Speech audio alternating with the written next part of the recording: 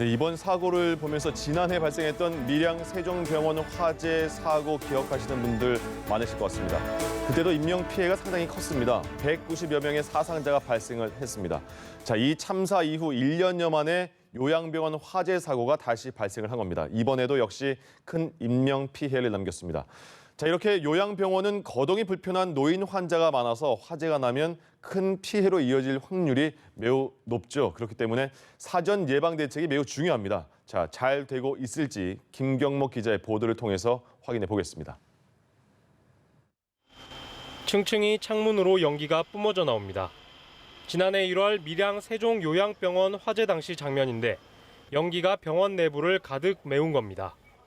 화재를 초기에 진화하는 스프링클러가 없어 49명이 숨지고 140여 명이 다쳐 역대 최악의 병원 화재 참사로 기록됐습니다.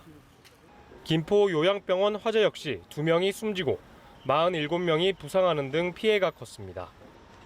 화재가 난 요양병원은 5층 건물 중 높은 층인 4층 한 층만 썼고 불도 1시간 만에 꺼졌지만 피해를 막진 못했습니다. 대부분의 환자들이 스스로 거동하기가 쉽지는 않은 환자들이 많았습니다. 고령에다가 좀 이렇게 와병 환자가 많았다. 이렇게 요양병원은 환자 대부분이 고령이어서 대피 등의 어려움이 커 초기 진화에 실패하면 인명피해로 이어질 가능성이 높습니다.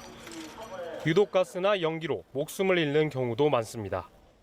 결국 사전 예방이 필수입니다.